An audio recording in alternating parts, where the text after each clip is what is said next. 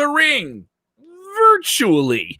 That's what we got with WWE Thunderdome debuting tonight on the Fox Network with Smackdown right before SummerSlam. A lot of expectations for what this was. Basically thousands of LED screens around the ring and tons of pyro. WWE back in arena, not with fans, but with something very unique and very, very special. And on this episode of the Wrestlezone podcast, we are talking to someone who was in, as Daniel Bryan would do it, your microphones and cameras, everybody, the Thunderdome. It's Wrestlezone.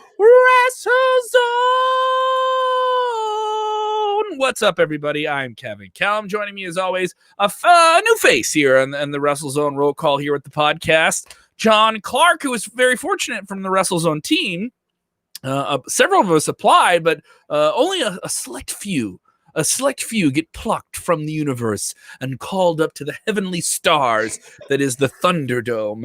And John Clark, we've had you the past few weeks on our Raw shows, and you told me earlier this week you were in the Thunderdome and you were pretty excited about it.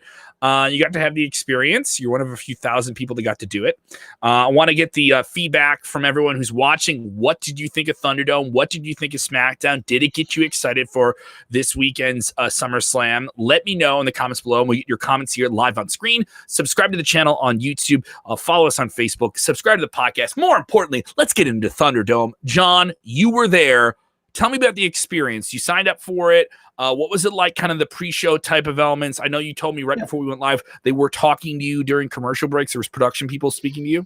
Yep. So at 7 o'clock, which was the roll call time, I clicked on the link. It was like basically 7 on the dot. And surprisingly, when I did so, I got a message that told me that it was full already. So what I did was I closed out of the tab and clicked back into it, to which it immediately did let me into basically elevator music with a screen that said, "You are in." And we sat there, we maybe waited about 15 minutes, and then we don't know who it was because there was no face. It was just a voice. I'm assuming somebody from production. It didn't sound like a familiar voice, telling us that we needed to bring energy. We needed to move our hands around. We needed to not move our screen up around and not refresh the screen no matter what. And after that, he said we're going to go into 205 live. So basically, kind of how it worked is we saw whatever you saw on TV. It was no different. It was not like we were actually sitting in the stands. The only thing different for us is whenever it was a commercial break, we would see what would typically be on the Jumbotron in the arena. So we still got to see the action during commercial break, and we got to see, the little vignettes they play in between matches about watch this on the network, watch that on the network. Got to see that stuff, and then... So you didn't get actual commercials. You didn't get like Pizza Hut. Nope, different things no like commercials. You just got promos for WWE stuff, right? Correct. Almost you would get those if you were in the arena. You would get that type of stuff if you were in the arena. Yeah. Because if we weren't getting that, we were getting that elevator type music again. Mm-hmm. Definitely, if you guys are with us live, I chime in here. Philip is texting in. You guys give us your take if you watched this week's episode of Smackdown. If you're watching on demand, jump into the comments as well, just because you're not popping up here on screen. You guys, hey guys, thought Thunderdome was great, very virtual, like the fans that were in the arena. I'll say just from watching at home on TV, I mean, not much different, obviously, your experience. Yours is a little bit more intense because you kind of know you're on camera. I would say it felt big time. This didn't feel like an arena full of fans, okay? And I don't think WWE sold it as that going in. They sold it as interactive. You're gonna see the presence of fans at the show. And if that is true, they sold it on that. They said this was gonna feel bigger. Like this is gonna feel like a very unique thing. It was unique. I've never seen anything like this. This felt way bigger than what the NBA has been doing with their kind of things where they show fans on screen. NHL hasn't gone in this direction, and I got to credit WWE. They put this together fairly quickly. This was put together fairly quickly in terms of production. I know they did a test run earlier this week.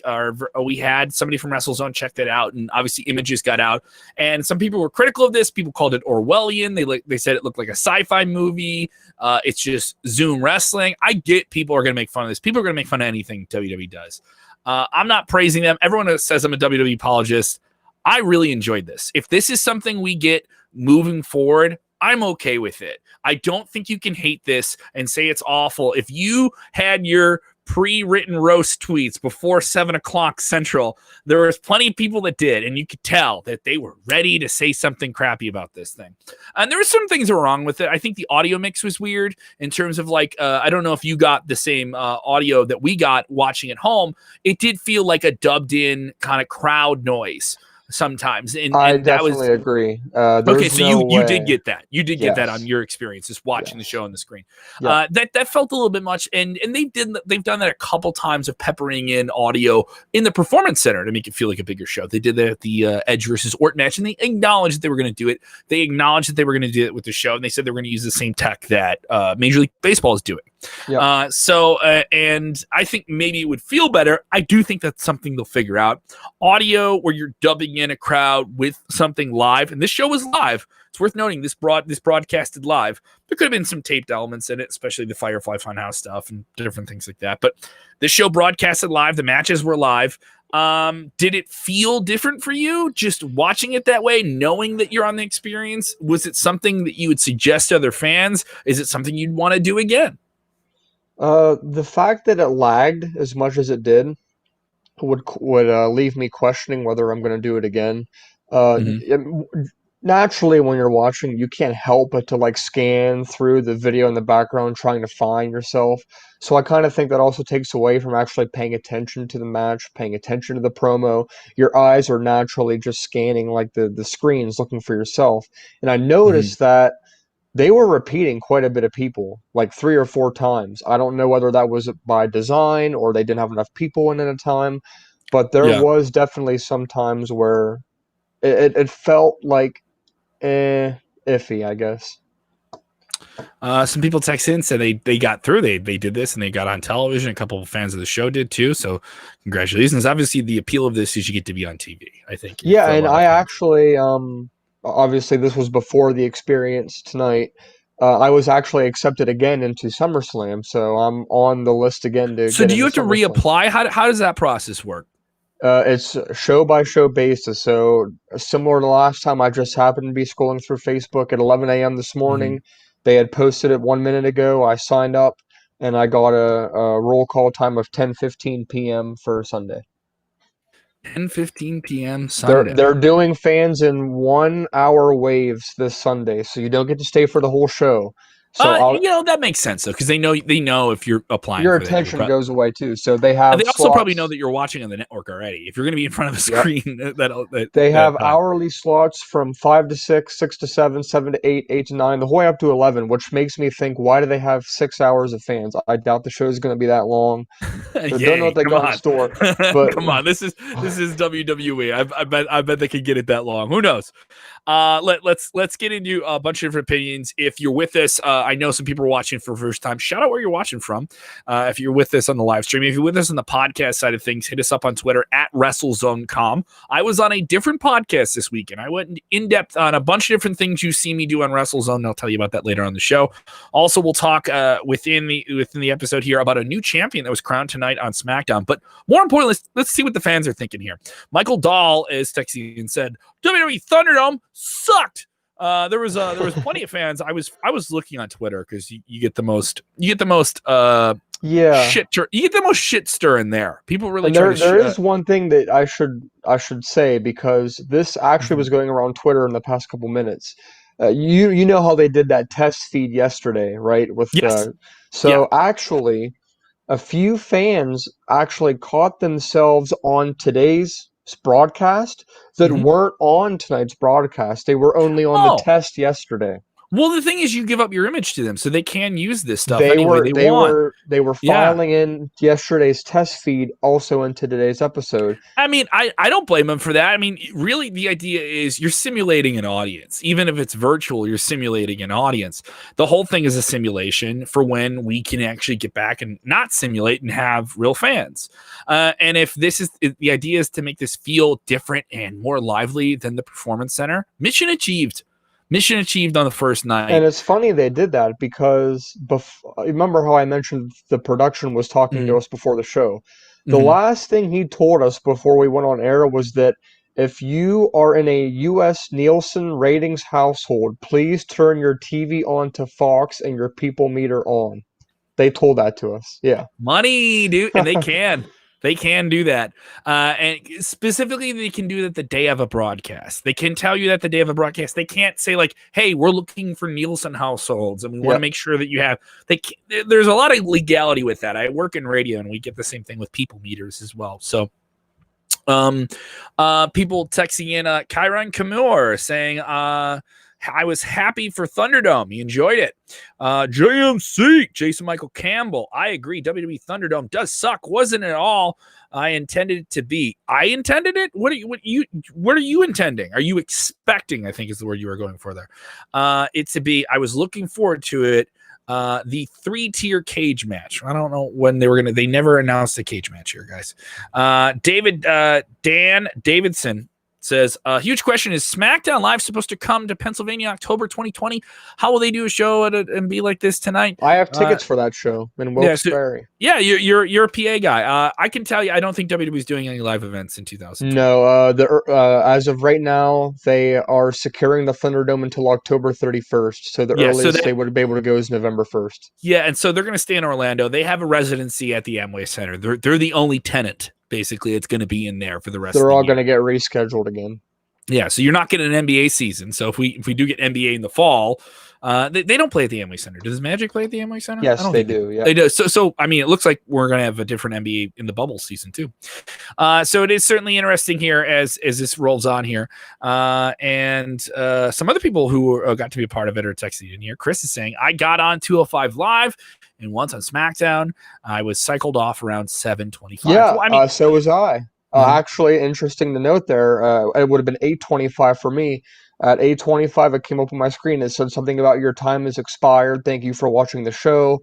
I just clicked on the link a couple more times, and I got right back in. So they lie. And you just got right back in. Yeah, they lie when they tell you can only click that link one time. It works as many times as you need. All right, well, maybe they just wanted more people to come back in. And like, I think this is also there's a process to this that WWE themselves and the production team that they're working with is going to try and figure out here. I wonder if this is all done by WWE's tech team, if this is done by the Famous Group, who is the group that has done some of this technology and consulted on similar events. Yeah. And this isn't a perfect process. I think this thing, like I said with the audio sound, I think this will get better. It looked big time. Did this look and feel like a big time show to you? Because to me, this felt bigger than the Performance Center. Didn't feel like human beings. It felt like something else. It did have a sci-fi, otherworldly feel to it. The entrances looked awesome. I will say that the entrances on this felt like a big time thing. Pyro around those screens, around the ring, really filling up the negative space that kind of just is there. And it did bring some life to things. Did I think it was a home run? I'm not saying it's a home run, but it's an RBI. It's a run. Yeah. It's a run batted in. And if you can do things like this on a bigger scale, I'll say this: WWE's they love themselves a unique production element. They liked when they could do things with the entrances. They liked when they brought in the Tron. They loved all these different things. They love when they really embrace social media and how successful that was for them.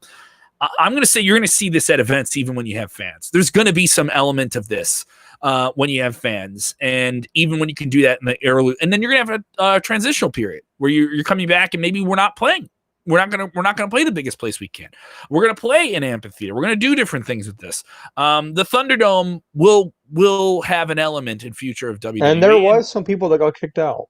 So how did you see people get kicked out? How do you know when people got kicked out? You just see that in social? Well, one of the major things is when you're watching on the screen, you'll see the screen immediately go black. And for one set of people, it went black. There was one guy sitting there, and somebody else came in the background with them, and their screen immediately went black. And during 205 Live, in like the bottom corner, somebody had an AEW T-shirt on, and they cut out too. If you watch it back, I don't know if they'll edit it out or not. And then for the entire SmackDown, somebody had a teddy bear in the front row. It was only a teddy bear. That's it. There was no guy. Teddy bears? Teddy bears okay. AEW? MLB style. You're not okay. If you're just joining us, we are talking to John Clark from Wrestlezone, and we're doing the Wrestlezone live show here after SmackDown, and a big one. This is the beginning of kind of a new tech-driven presentation from WWE with Thunderdome, and just a few days out from SummerSlam. We'll actually talk about the wrestling that happened in the ring, but obviously Thunderdome was a big thing, and let me say, I'm going to say this does something for the ratings. We're going to see what the rating is going to be like. I'm going to be curious as to what that rating is. A lot of insiders expected the rating continued to go up. Social media definitely gave me the idea that it definitely went up a little bit because this was trending number 1 on Twitter. Then SmackDown was trending number 1 or number 2, and they were kind of switching spots. And then WWE had 4 other trending terms in the top 20 on Twitter. That was above an NBA playoff game. And NHL. And the NHL. So if I'm WWE, those are numbers that they can tout, even though tout itself is not a thing. So this is a big night. Let's see what fans are thinking here too. Texting in here. Dan Davidson wants to know what part of PA you're from. We got some PA boys up here. Central PA, right near Central Penn State. PA. Yeah, wherever there's a Wawa, that's where he's at. Sheets. No, you're a Sheets guy, right? Yes. Yeah, I know that. That's a big thing in the PA boys. Yeah. Oh no, we're from a Sheets family. Yeah, so definitely go get your water ice wherever you can get it. So other people with different takes here. Vernon texting and saying this feels bigger than WrestleMania. They didn't. I don't know if I would call it WrestleMania. It definitely feels bigger than the Performance Center. I think that's fair to say. And Herman texting and saying NBA had Mickey Mouse watching the playoffs. They'll do some crazy stuff with this. We'll see celebrities worked into this at some point in some different ways and stuff like that too. They had exclusives tonight for people in the show too. Oh, what exclusives did you guys get there? So we had an exclusive Miz and Morrison dirt sheet segment. Oh, that's kind of neat. We had Lacey Evans addressing some people on the camera, like she was saying, like, "There's somebody wearing my T-shirt. There's somebody that looks ugly," stuff like that. Oh, so they kind of like get to work the crowd a little bit. Yes, Nikki Cross did the same thing as well, and so did Cesaro. Cesaro kept saying Thunderdome over and over again. Were these just like audio videos they cut for the audience? Audio, no video. Oh, so they just jump on the mic and you can hear them and they're talking to you while we see the screen that says you are tuned into the Thunderdome. Oh, that's kind of neat though. I like the idea that just superstars just came over to the mic. Let me grab that hot mic and talk to them. Pretty much, yep. I'm going to talk to people in the chat. That's basically what it is. You're talking to people in the chat. Yep. So this was something else.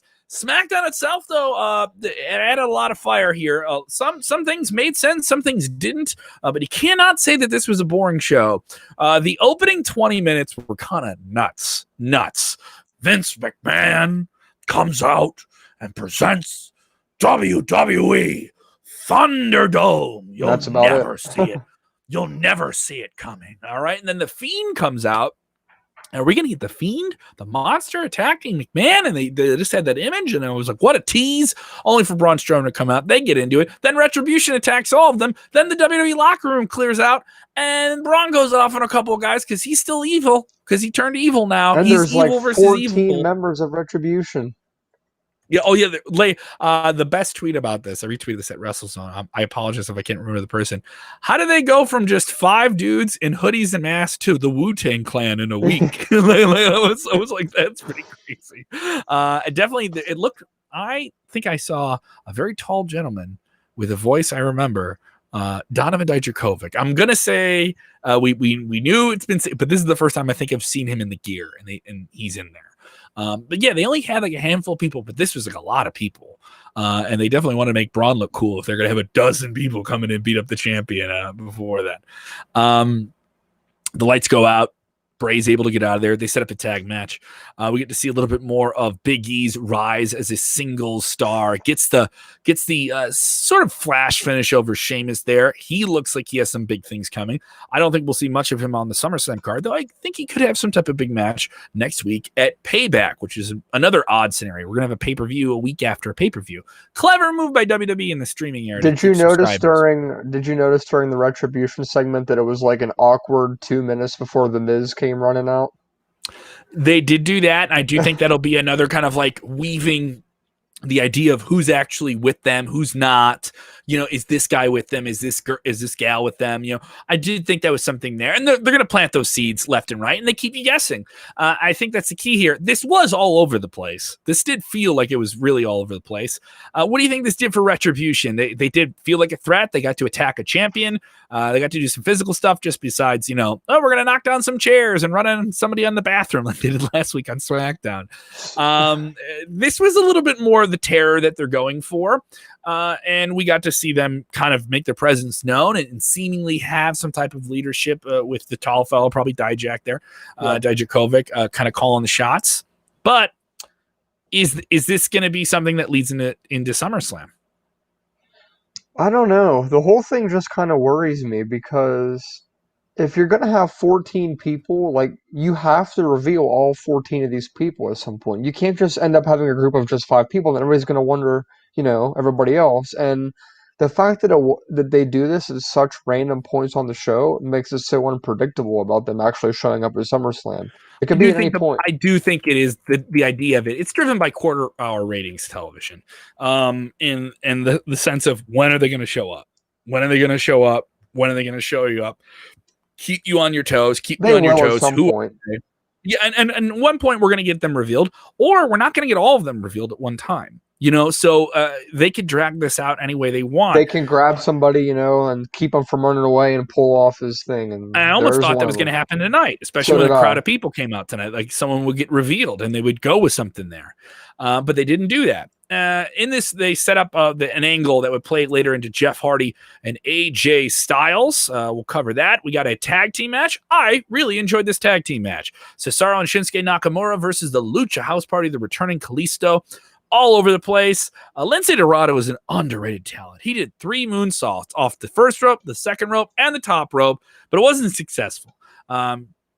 Some confusion, malfunction at the junction. Kalisto at ringside trying to help out Grand Malik and Lince Dorado, and it cost them the win. I do think this leads up to something probably at Payback. I don't know if they make. There was some tension between them at the end. Yes, and they were definitely pushing and shoving. I like this. Break up Lucha House Party, or at least let Kalisto be his own thing. He just came back from a shoulder injury. I do think he's a character that has a little bit more of an up ceiling. I do think they need some evil masked wrestlers that aren't Retribution, but I mean luchadors. I like this solid match. We also got a lot more development with Sonia Deville. Now, Sonia Deville had a very scary real-life situation. You're aware of it, John. And Mandy. And Mandy we found that out just a few days ago. The initial story breaking that a man actually went to her home, traveled from South Carolina, and the story is evolving now after court coming out because he didn't want her to lose her hair in this potential match. This guy was gone. He's out there. And he had a weapon on him. He had mace on him. He snuck into their home. They ran out of the place. This is a real person. This is not a storyline. He was demanding answers. He was demanding answers, right? And so hopefully he'll be in prison for a long time for this. And this develops, and they kind of acknowledge this tonight as they're getting into a match on Sunday, which was supposed to be hair versus hair, the 2 former tag team partners against each other. They have Mandy Rose. They have Mandy Rose in the first hour kind of cut this, like, talk to the camera promo saying, I think we could be friends again. Why is she saying that? I'm like, what are they doing? This makes, that's what I was like, oh, maybe they're just not going to do this match now because of the real life attempted kidnapping. And I get it. Maybe they just don't feel comfortable doing that. Then later on the night, we get Sonya Deville, and what I would say is the crispest burgundy suit I've seen in quite some time. Maybe the best I've seen a burgundy suit since Ron Burgundy and Anchorman. And she slaps the taste out of Dana Brooke's mouth because Dana's trying to say, hey, I heard about what happened to you this week. And bam, she got slapped in the face. So Sonya's still a heel. She don't care who's trying to sneak in her house. She's still a heel. She's still working professional. All right? And she comes out and cuts his promo and says, it doesn't matter whether or not I lose my hair. I still just need to destroy you and make sure you're never a thing again. And says the loser leaves WWE. No DQ. Which is interesting because it makes you think if somebody's actually thinking about leaving the company. It does. It does make you think that. Or at least leaving the company for a significant period of time. I do think Sonya is going to win. Interesting. I really do. So I think this all centers around Mandy right now and what she's going to do. It's definitely interesting. I could see the real life situation kind of influencing both of them to go away for a period of time. Yeah, it's a scary thing. And you live under the microscope of being on television, having that type of social media access, that's a scary, traumatizing situation. Some people truly are messed up that way. And it's a very, very sad one here. And I don't blame WWE for kind of doing this. Obviously, on the surface, it's like, what's going on here? Because you were going to do hair versus hair, good old classic, wrestling match with a Memphis angle on top. AJ Al Summers saying, why did she slap Dana Brooke? Maybe Dana Brooke gets involved and cost the match. I don't know, but that was one hell of a slap. Damn, that one was loud. When people slap in WWE, they really lay it in. And I don't know why, but when the women slap each other, it just feels like it has a lot more oomph. Like it has a lot more ugh. There was like a gutter like when I was watching it. But it was definitely up there. We have a lot more action developing here towards an angle involving AJ Styles and Jeff Hardy. Now, in the melee at the beginning of the show with Retribution, AJ took advantage of the situation and attacked Jeff Hardy from behind. Kind of kicked out his knee. He got a knee brace. He can still compete with this knee brace. I got some good limber. All right, I'm going to cut a promo to the trainer. Don't know why that is, but it's a corny wrestling thing, right? And they have this fun match. I thought this was great. Nothing groundbreaking. Definitely Jeff Hardy, I think, is a guy who's a little bit slower than he used to be physically in the ring. But I don't blame him for what the guy's been through, his age, and the damage he's put on his body. But still, I got to admit this. The guy has adapted. One hell of a seller. I mean, he sold this injury with this knee and working around it, just trying to do the whisper in the wind and falling off the top rope and all these different things. Trying to do the Styles Clash. How does Jeff Hardy get out of it? Swing that knee brace back into Jeff Hardy and AJ Styles' face, and the Swanton Bomb off the top rope. We got ourselves a new IC champion. Clever way to get out of it. I know a lot of fans are like, "Oh, you just can't do a clean match." This is fun. This is a twisting thing. It caught you off guard. Payback. I think we get a rematch at Payback as well. We did get to see Joseph A. Parks, kind of AJ Styles' new legal counsel. My favorite line of the night was him yelling as the camera faded up, "I pay you all this money for you to wear that stupid shirt and that stupid tie." And so something in my mind was just like AJ wanted to make fun of his buddy's tie on TV. That's all he wanted to do. What do you think of Styles versus Jeff Hardy here? We have a new champion, Jeff Hardy. Big moment for him, maybe the biggest in his singles run since he came back from another dark period for him. If they wanted a new champion, they did it the right way tonight.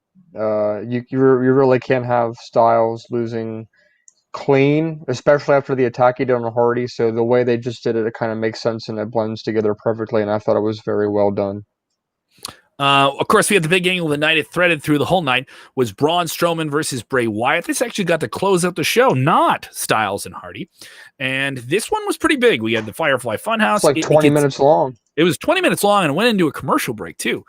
So they got to break up the Firefly Funhouse. Braun knows where the Firefly Funhouse is backstage. This is the first time WWE said this. They've always acknowledged that it was like this other dimension type thing, and wrestlers have gone to it, but no one knows how you get to it, which I think is kind of like, I guess, okay. It was one of those weird, like, we're in kayfabe, we're not in kayfabe, like, hey, we don't know where it is in the Thunderdome. And so this is the first time they've really acknowledged this is somewhere in the arena.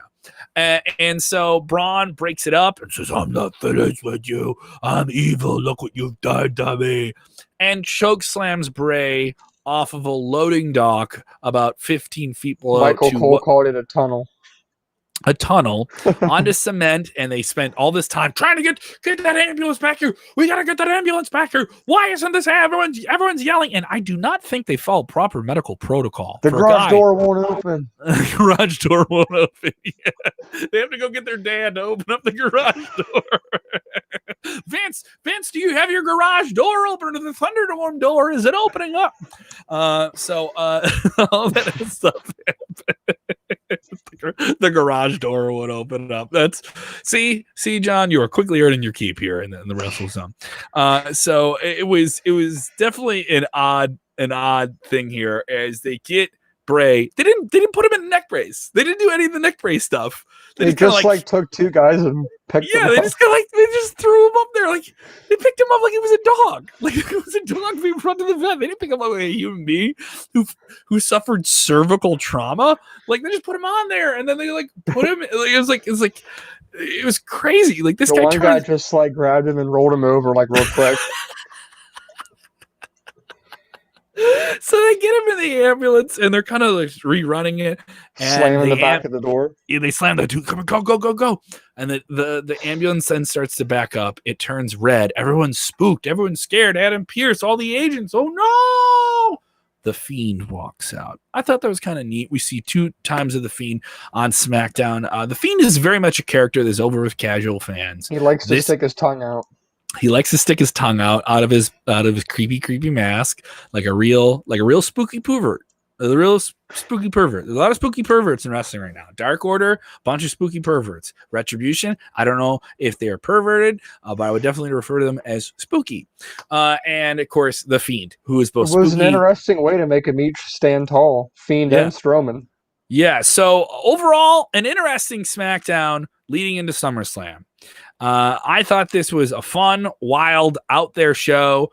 I don't know if it made me, if I was a casual fan, if this would make me want to watch SummerSlam on Sunday, but it did make me want to watch another episode of SmackDown. And I don't think this is the best wrestling show of the week. I thought NXT was fantastic, had a bunch of great matches on it. I thought they did a bunch of really, really fun things.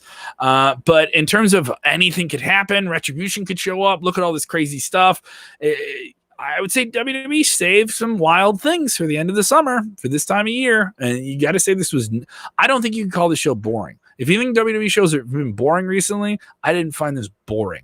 There were some things that didn't make sense in terms of booking, like why are they doing this? They're going back to Sasha and Bayley possibly turning on each other again. They touched on that tonight. I thought that was kind of intriguing.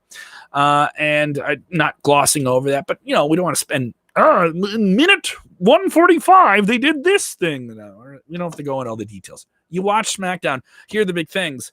It's a thumbs up show for me. Out of 10, what do you give SmackDown? 1 being her whole Bastion Booger, 10 being Jushin Thunder Liger is your new dad. So what do you think here? 1 to 10 on SmackDown. You had the special experience as a virtual fan, so maybe it may skew your take here. You said there was some laggy tech. You said there were some initial bumps for WWE to get over with this, but what did you think of it? 1 to 10 on your virtual fan experience in the Thunderdome of SmackDown. Gonna give it an 8. You're gonna give it an 8. It's a strong rating here. Laura the Rock texting in. She's with us almost on every single show. I see you, Laura, and I love you for watching. She gives it a 9.10, almost a perfect 10. All right, that's a very strong rating. Yeah, I gotta give it an 8. Sean Smith says he gives it looks like 100,000. There's a lot of zeros there. He loves it. 1 million. Philip he gives it 1 million. I don't know if we actually have that in the Wrestlezone SmackDown rating scale. Other people texting in. Phil is giving it a 10. Other people texting in here giving it a 7. Vernon gives it 8 boogers. He gives it 8 boogers. He gives it 8 Bastion boogers here. What do I give it? Okay. So I give this show, I give it an 8. I give it an 8, just like you did. I did think out of 10, this is a unique show. If you love production and bombast and the sizzle with the steak, if you like the sauce more than the actual steak itself, you're going to enjoy this. This was the fun of. This is as close as you're going to get in terms of the presentation. I do think maybe this will get old. Maybe this will get better. Maybe WWE will find a way to do this better. I think they'll eventually get to the 15% fan type thing and maybe even combine that with a virtual type setting. And we were mentioning it earlier, if you're watching on demand, rate this week's SmackDown as well and tell us what you think. Also tell us what matches, if you're watching on demand, that you are most looking forward to at this week's SummerSlam or even Payback in the future. Let us know what you guys think as well about this. I really enjoyed this. We have a big weekend ahead. We have NXT TakeOver tomorrow. We have SummerSlam on Sunday. We have Raw on Monday. So we have AEW tomorrow. We have AEW tomorrow as well. So it is just so much wrestling. So much wrestling to cover here. And I would say this is good. I think there's going to be a lot of purists that are going to hate this. But maybe I'm not a purist. I enjoyed it. I saw some good wrestling. I thought Jeff Hardy and AJ Styles had a fun, interesting match. I think they're elevating some new superstars, creating some compelling storylines. SmackDown is sometimes inconsistent. There's been some stuff they've done in the past few weeks that make me like, oh, what are they doing here? But tonight, it just feel like they were dialed in. They knew where the plays was, and they dunked on a couple of them, and also took a really big risk with this thing. This still feels risky. This still feels risky when people and bringing back Talking Smack too.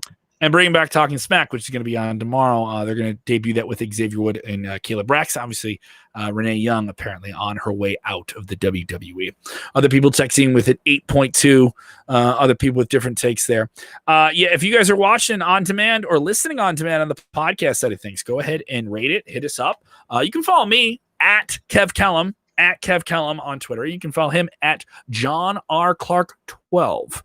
And you know who's not here? Robert DeFelice is not here. You want to know why? I gave him the night off because he needs it. He needs to chill. And if you're a common viewer of the show or you listen to some of our podcasts, but not of them, go listen to what Robert and I have been butting heads on this week. John, you were present for this earlier this week. Some very unprofessional behavior from Mr. DeFelice. Some very unprofessional behavior. I still want to see him put inside of a hamster ball and rolled into a wrestling show. That's a whole other scenario. He's going to be on his way out pretty soon if he keeps it up. I can't do that. There are some contractual obligations that allow him to kind of come into the podcast at different times. I cannot fight that. But I'm asking for some loyalty. I'm asking for him to tweet about the podcast he's on. Is that too much to ask, John? I ask you that. Before you do it starts, not after it's over. Exactly. That's it. Even before you're on, you're doing that. Thank you so much. DeFelice? He's too big. He's too big holding hands with the operator of another wrestling website, which will not be named. Ridiculous. The boss. I do want to plug as well. I appeared on the Rest Friends podcast, a great female-focused wrestling podcast with our friends Ridian Fierro and Teddy Chavez. This is a great, great show in the sense of, obviously we review wrestling. This is a show about wrestling culture, times that you had at shows, different hot topics in wrestling, the lives of people in wrestling and out of it. It's different. It takes the straps off. We're not doing the day-to-day stuff. And I got to talk about the wild scenario I had last year with Seth Rollins and how that played into something that was some people wanted to happen at WrestleMania and didn't happen at WrestleMania for a bunch of different reasons. It's available on the Rest Friends podcast. Go check it out. That is Rest Friends, WREST Friends, available on Apple Podcasts and Spotify. Wrestlezone is available on Spotify, Apple, all them podcast apps, YouTube, Facebook, all that good stuff. Click all the buttons. Just click them all. Don't just run your hand over the keyboard. Click the one that says subscribe. Click the ones with notifications on. Follow us on all the machines where you consume things, and we will be live after SummerSlam. I don't know if we'll have a show on Saturday after TakeOver, but we will definitely be live for you after SummerSlam on Sunday night. It'll be quite the show to check out here. I hope you guys enjoyed the show. If you really like this, give it a thumbs up, share the link, tag your buddies. This is a virtual couch. You saw names kind of pick up here on screen, like Evelyn Delgado. Never seen her before, Evelyn. Welcome to the club, all right? Here's your membership fee. It's $0. All of our content is free. No Patreon walls, no paywalls, all right? No subscription to this. It is free. Hours of fun content. We will also have an episode of Two Dynamite Dudes with Attitudes. If you're just an AEW fan, that's all you want to hear about. We got that for you. In an interview with Ric Flair. We got that this week as well. Fresh content, premium content at $0. It is $3.99. All right. So definitely go and check it out at WrestleZone.com. If you enjoyed this episode, thank you so much. And remember, when watching wrestling, enjoy wrestling.